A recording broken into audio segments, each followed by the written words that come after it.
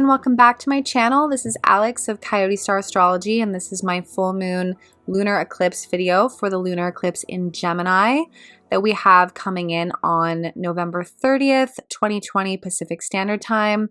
However, make sure to adjust for your specific location on planet Earth as that time and date may change. So here's our full moon lunar eclipse, guys. It's not like a real tight aspect for this eclipse, so it may not be the most intense eclipse you've ever felt in your life, but it is an eclipse nonetheless. So we want to honor it and recognize that eclipses do tend to mark these pivotal moments in time. They are these portals or gateways between the past and the future. They do tend to represent change. And when I look back on my own timeline and my own journey, they definitely do. They definitely do tend to bring in change, and or they can just feel like this very interesting sort of energetic upgrade. To sort of add to that mystical, surreal eclipse energy, we also have Neptune having gone direct just 2 days before on November 28th. So we will definitely still be within the aura of Neptune having station direct, which brings in its own type of magic because Neptune is, Neptune governs dream time and our imagination and our manifestation potential. So having Neptune going direct so close to the eclipse definitely brings in that Neptunian presence, which of course can bring in magic and synchronicity. So the moon is in Gemini. It's close to the North Node. So right away we know that we're feeling and thinking about the future because the North Node represents the future. It represents what we're seeing looking ahead and what we're thinking about moving forward. It represents change and growth. So the North Node in our own individual charts, our natal chart, usually represents something that sort of scares us and can really scare us at certain points in our journey. The North Node is something that the soul doesn't have a lot of experience with yet. It's something that the soul is here to gain experience in, but in order to do that, it has to leave the comfort of the South Node, which feels a lot more safe in comparison. So the tendency can be for the soul to sort of cling to the South Node because that's what it knows. But no matter how much we try to do that or want to do that, there is this inner calling. At our core, there is this magnet that pulls us towards the North Node. And this represents our soul's evolution that it's working on from lifetime to lifetime. So the collective is being pulled towards the North Node, which is in Gemini, which is about welcoming new perspectives and new information. It's about experimentation and looking at things differently. The South Node in Sagittarius represents dogma and the old belief system. So right away, this eclipse, we know that we're looking at the future and we might be called to a future that looks or feels quite different from the one that we've known until now. We might be ready to take a stand or make a change in a new direction. Gemini is about variety, right? It's the twins, it's duality. So this can be like a fork in the road or many different roads leading into many different directions. And because of that square to Neptune, it can be sort of unclear where any of it's going, but we probably do feel like it's time for some growth. It's time for some change. Gemini requires intellectual stimulation to feel fulfilled. So this can be a desire to expand out of a sense of stagnation, but also potentially feeling slightly apprehensive because it does mean leaving behind that South Node. But Gemini is a mutable sign. It's adaptable, it's flexible. So this eclipse to me, more than anything, really does say, how adaptable can you be in these uncertain times? And how much can you be willing to welcome new horizons, even if it means letting go of the past? And we can look to the ruler of this eclipse to get a little bit more information about what we might be thinking about and how we might be considering it. So we look to Mercury there at 27 degrees Scorpio, and we see that Mercury is in beautiful sextile to our 3 Capricorn planets, an almost exact sextile to Jupiter. So the sextile to Pluto says, out of all of my options, out of all of this information, what is going to lead to the most positive transformation in my life? And the sextile to Saturn says, what is the most responsible decision based on my commitments? What is durable? What's sturdy? What's unlikely to let me down? What is going to last? And what decisions can I make now, given these options, that I'll be happy I made in the future? And then the sextile to Jupiter has us thinking deeply and intuitively about what is going to bring me the most success, the most abundance, what will lead to sort of my best life. And Mercury is square to Ceres, which does suggest that there's some tenderness here or a feeling of separation.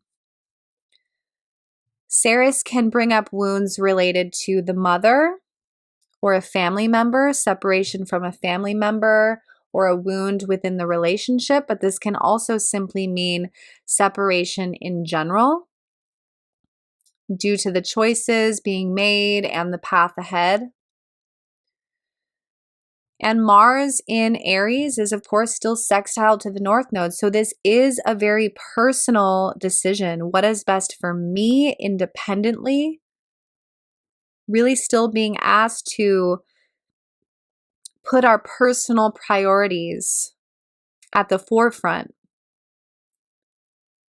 Because every single one of us, each individually, has this very intense Capricorn trio sitting in our chart somewhere. So we still have this very dense energy that is pulling our attention into whatever house those 3 happen to be living in at the moment. So if it's in your 4th house, this is around matters of home and family. If it's in your 7th house, there's going to be a lot of energy generated around relationships. Or if it's in the 2nd house, this could be financial. But Gemini represents our environment, our friends, our neighborhood, our town. So this can also be about ready to step into a new direction regarding our environment, but feeling the weight of the truth that times are changing and that our environment may be changing. Sag and Gemini is about the journey. So many people may be feeling like journeying in a new direction. Wherever that North Node in Gemini is in your chart at the moment is where you're being asked to broaden your horizons and consider a new perspective. And Uranus is opposite Venus. This is a real challenging aspect for relationships. This aspect was actually exact a few days before the eclipse on the 26th and the 27th. It's a rocky one because Uranus revolutionizes and brings things to their new state. So for some relationships, this can be a breakup, right? 2 souls can decide to go their separate ways. But for other relationships, this will mean bringing that relationship to the next level, which can be a new level of depth. But relationships will have received some upgrades over this week. And in general, this entire year has been a rough one for relationships. And this brings in that Sag-Gemini axis as well, as this has to do with belief systems. South Node Sag deals with dogma, our religious beliefs, our feelings about the world, our political beliefs. And this entire year, we've really seen that splitting that duality of Gemini, as many have sort of chosen a side, if you will. Of course, there's many different perspectives, but vibrationally, there's been huge shifts where certain friendships have fallen away. In some cases, friendships we may have thought would last forever. And we may have connected with new friendships that are more reflective of where we are vibrationally. So North Node Gemini really does also reflect needing to be flexible and open to new connections as well. And all of this Aquarian energy that we see coming in on the 21st of December and into next year, it's about community and the connections that we make and that hold strong within this new world and this new energy, which likely look quite different than they did before. So this eclipse does feel like it's sort of getting everybody where they need to be for the energies of next year. But there's a lot of confusion because of that Neptunian element.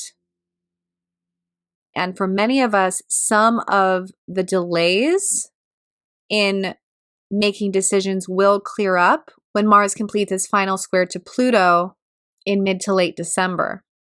So to navigate the choices and the options and all that we're thinking about with this mercurial energy within this Gemini, sort of what I was saying before about feeling that magnetic pull of the North Node. I think that's sort of the way that we have to navigate this. Is there's so much information and confusion. We really have to go within and feel into, where am I being pulled? Where am I being guided?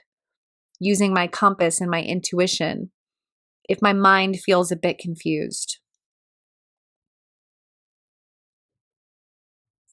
So I'm sending you guys so much love this eclipse. Thank you so much for tuning in. I'm putting my website up there on the screen, coyotestarastrology.com. If you want to reach out to me for a reading, I do natal chart readings, couples readings, transit readings, and you can reach me there. I'm also putting my Instagram up there as well. I do a lot of astrology on my Instagram, especially my Instagram stories. I try to put stuff up there almost every day. And yeah, if you guys enjoy this video, please do give it a like and a share. I really appreciate it. The algorithms on YouTube have been kind of a nightmare this year. So any help there is appreciated. All right, you guys, sending so much love, and I will see you in the next video. Bye for now.